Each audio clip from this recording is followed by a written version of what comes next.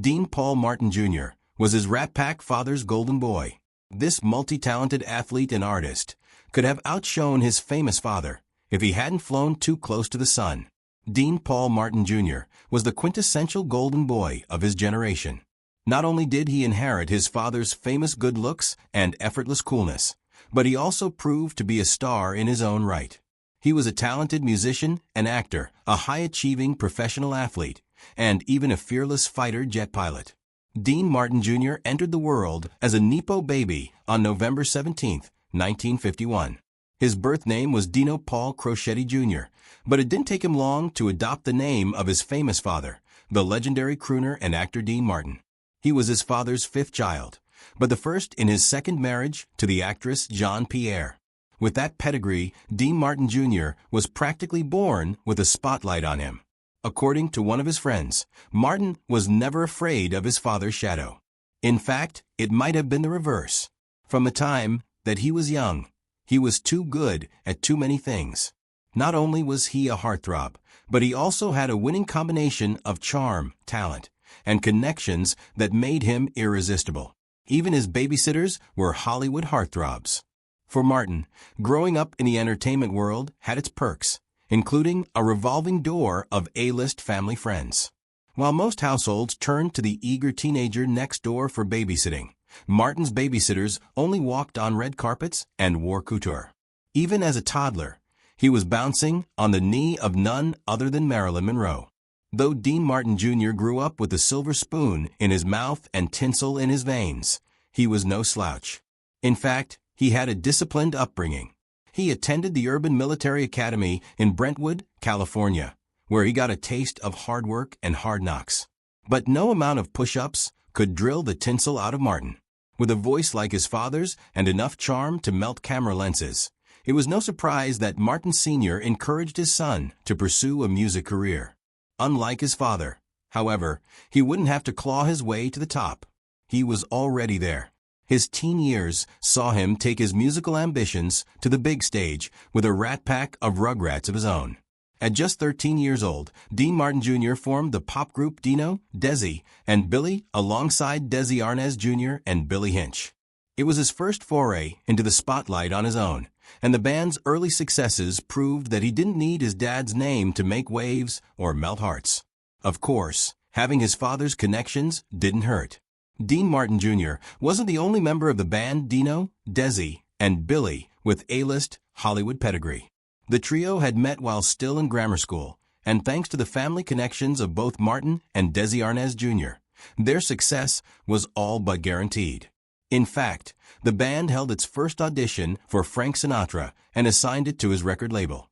Dino, Desi, and Billy got off to a big start. Shortly after signing with Sinatra's record label, they released singles like I'm a Fool and Not the Lovin' Kind. Both of their hit singles made it well into the top 40 in 1965, earning the young Barnes some early success on the Billboard charts. But staying in the top 40 was not the same as getting there. Despite their initial success, Martin's band Dino, Desi, and Billy couldn't keep up the momentum. After their big hits in 1965, the group struggled to replicate the success and didn't see another top 40 hit in the 5 years that followed. Turns out that the spotlight and the scrutiny that comes with it could get too heated, even for a golden boy. Just because Martin and his bandmates had famous parents didn't mean that everyone bowed at their feet. In fact, Dino, Desi, and Billy never won over the critics. For example, critic Richie Unterberger from AllMusic once described them as having never had an ounce of credibility and called their music innocuously bland in the extreme. While the critics weren't kind, Martin's band did have some famous fans, most notably the Beach Boys, one of the most influential groups of the 1960s, thought highly of Dino, Desi, and Billy.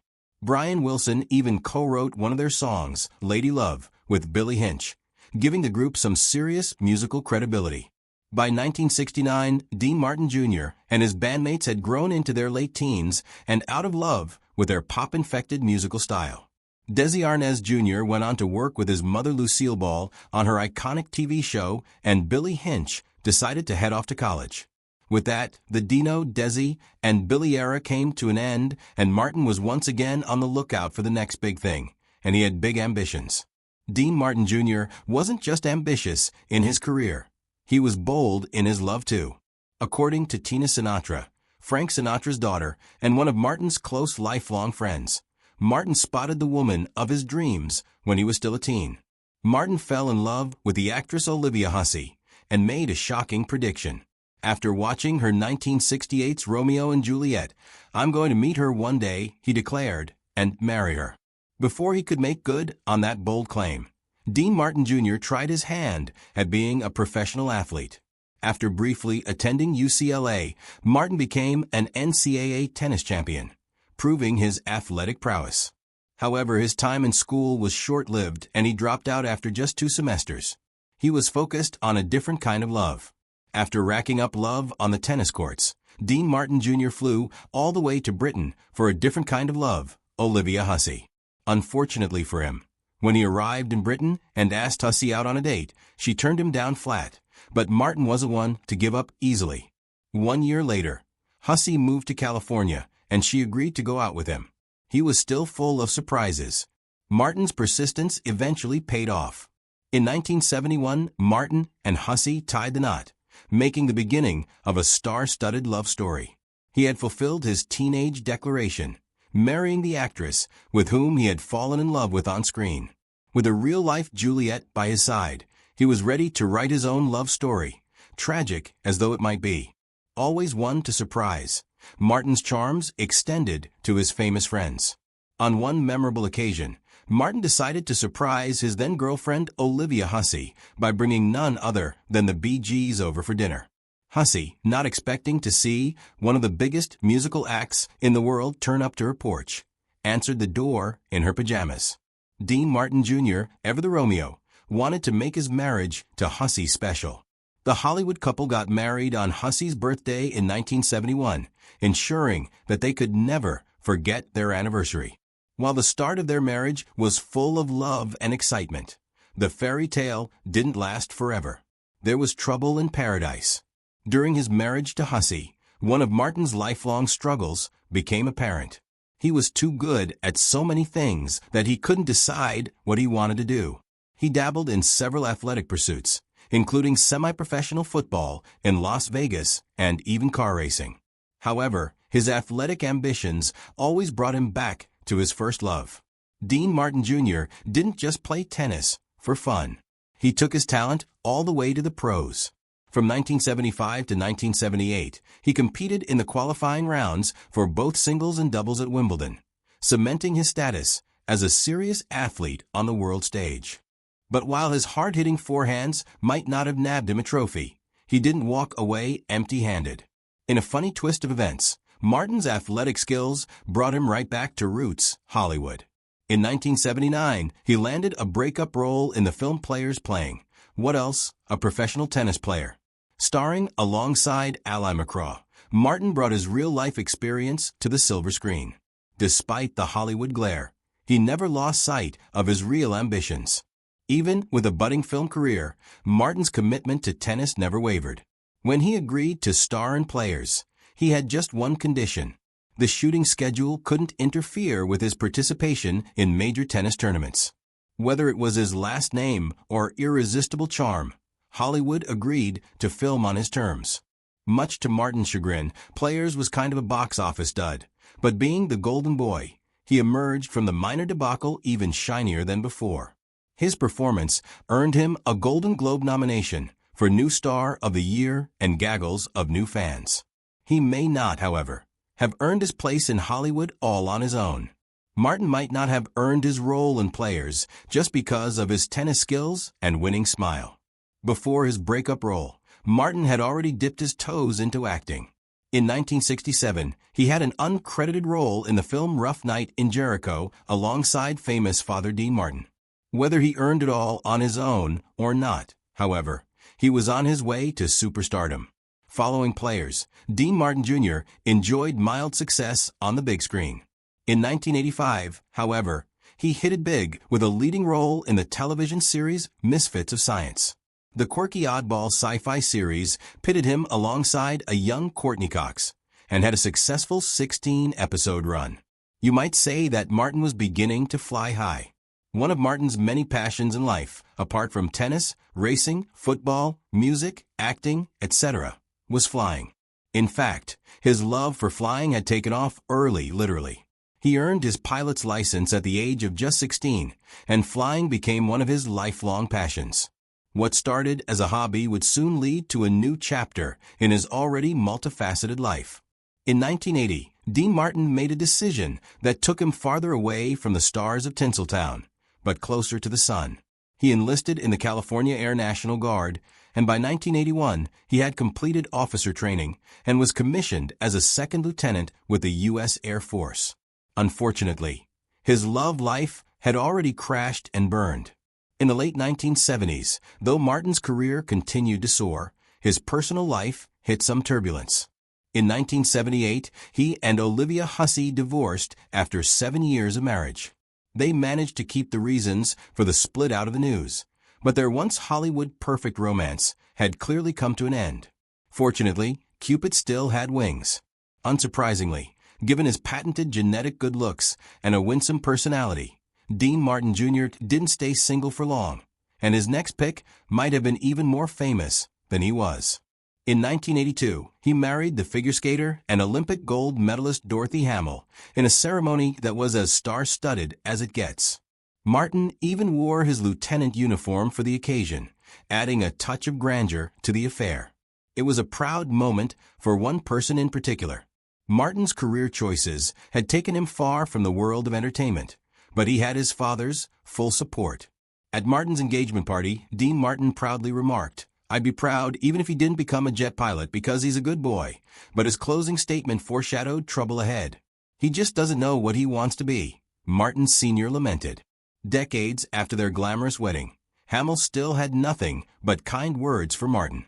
In her memoir, she referred to him as the love of her life and described their relationship as a passionate love affair. Despite the depths of their love, however, there was still something between them that they couldn't overcome. Though they loved each other deeply, Hamill and Martin's marriage faced challenges. Hamill revealed in her book that they both had a lot of growing up to do, which was difficult while constantly traveling to different places for work. She admitted that their focus on their careers took a toll on their relationship, and they tried desperately to save it. As their marriage continued to deteriorate, Martin sought help from a psychiatrist, but it only revealed the real stressor in their marriage. Martin, the son of a celebrity, struggled with not having a career that allowed him to feel like the provider. The unstable dynamic created tension in their otherwise loving relationship. Sadly, he couldn't adjust to his role. In her memoirs, Hamill revealed some less than flattering facts about Martin during their eventual split. She explained that Martin walked out on her during the summertime, a season that was particularly tough for her as she battled depression when she wasn't able to skate. Martin's decision left her absolutely heartbroken. Martin's exit from her life left Hamill in a terrible position. She described him being devastated, depressed, and sobbing for weeks after he left, lamenting the loss of not only her husband, but also her best friend. Despite their differences, she remembered Martin as the most incredibly funny, easygoing, talented man. Soon, a memory of him would be all she had. Even as Dean Martin Jr. continued to explore his acting career, flying remained one of his biggest passions. He advanced in his National Guard career, becoming a captain. Reflecting on his love for flying, Martin once said, "Sadly, these words would soon take on a chilling significance." On March 21, 1987, Dean Martin Jr. took to the skies with his co-pilot, Captain Ramon Ortiz. They were flying in an F-4C Phantom jet in what was supposed to be a routine training flight. Ominously, however, their mission took them over the San Bernardino Mountains in California. Dean Martin Jr. was piloting the aircraft when the weather suddenly turned treacherous. Without much warning, a fierce snowstorm descended over the skies, creating near-blind conditions for the multi-talented aviator. All of a sudden, their routine training flight turned into a perilous situation. As the storm raged in the skies, an Ontario airport controller tried to warn Martin to change his course. With the heavy snow completely blocking out his vision, he had no way of knowing that he was heading straight for a mountain. Sadly, Martin seemingly didn't hear the frantic message, and flew further and further into danger. In a tragic turn of events, caught up in the winds and shifting pressures of the storm, Martin's jet suddenly plummeted 4,000 feet. Traveling at an astonishing speed of 400 miles per hour, the plane slammed into the side of Mount San Gorgonio, sealing the fate of both men on board. But it would be days before anyone confirmed the tragedy. Search helicopters and planes had spent several tense days scouring the mountains for any sign of Martin's plane, yet came up with nothing. Meanwhile, Martin Sr. sat at home frantically burning through one smoke after another, praying for the news that the search parties had found his son alive. His worst nightmare had come to life, and he felt the pain that his close friend Frank Sinatra knew all too well. It must have been nearly impossible for anyone to know what Martin's father was going through, but if someone did, it was Sinatra. A decade earlier, his mother had lost her life in a plane crash, yearly in the exact same area that Martin's plane had disappeared. Sinatra remained by Martin Sr.'s side as they anxiously waited for news. Martin Sr.'s daughter recalled Sinatra, voice shaking, saying, "If there's anything I can do, pal, anything at all." But despite his shared grief, there wasn't anything he could do. All they could do was wait for the phone to ring. When it finally did, Martin Sr. got the news he'd been fearing this whole time. Martin Sr. was willing to do anything to find his son, Dean Martin Jr. He even hired 2 psychics to help in the search. One touched Martin's flight suit and recoiled, saying that he was dead. The other pointed them toward San Gorgonio Mountain, the very same peak where Sinatra's mother had met her fate. 3 days after the plane went down, the search party approached the mountain and found what they had been looking for. Dean Martin Jr.'s aircraft lay demolished on the mountainside. There were no survivors. He was 35 years old, and the news devastated Dean Martin Sr. Dean Martin Jr.'s elaborate funeral reflected his Hollywood pedigree and status as a prince of Tinseltown. Fighter jets soared overhead in a traditional tribute, and over 200 people gathered to pay their respects to the fallen star. However, these weren't any ordinary guests. Martin's star-studded roster of friends and family turned out in force. The guest list at Martin's funeral was a who's who of Hollywood elite. Obviously, his father Dean Martin attended along with Rat Pack members Frank Sinatra and Sammy Davis Jr. Other big names in attendance included Jerry Lewis, Lucille Ball, and Martin's old friend Desi Arnaz Jr., amongst other legendary figures. Then, Martin took his final bow. Even after his tragic and fiery accident, Dean Martin Jr.'s legacy continued to grow. Obviously, his athletic accomplishments still stood, but it was his on-screen accomplishments that truly outlived him. His last film, Backfire, premiered posthumously only months after his crash, and gave audiences one last chance to bid farewell to their golden boy. Tragically, Martin's fatal accident occurred not long after he learned some personally devastating news. His ex-wife Dorothy Hamill had moved on with her life and remarried. Despite the sorrow that may have followed this news, Hamill later found solace in the fact that Martin was doing what he loved most when he passed on: flying. Dean Paul Martin had been the apple of his father's eye. Once rescue teams confirmed the Golden Boy's passing in the wreckage, Dean Martin Sr. was never truly the same. According to author William Keck, after the crash, the elder Martin became a shadow of his former self. He described it as like looking at a candle without a flame. In the book, Keck described Dean Martin Sr.'s final years as being filled with a quiet kind of sadness and longing for his son. Every evening, Keck reported, the grieving father would visit La Familia, his favorite Italian restaurant in Beverly Hills, where he sat alone, quietly twirling his pasta as he mourned the loss of his golden son. Despite his untimely demise, those close to Dean Martin Jr. marveled at how much he had managed to achieve in his short life. His friend, Morgan Mason, reflected that Martin had a life fuller than most people 100 years old. In that regard, Martin's passing took on a bittersweet taste, as his loved ones imagined what more could have been.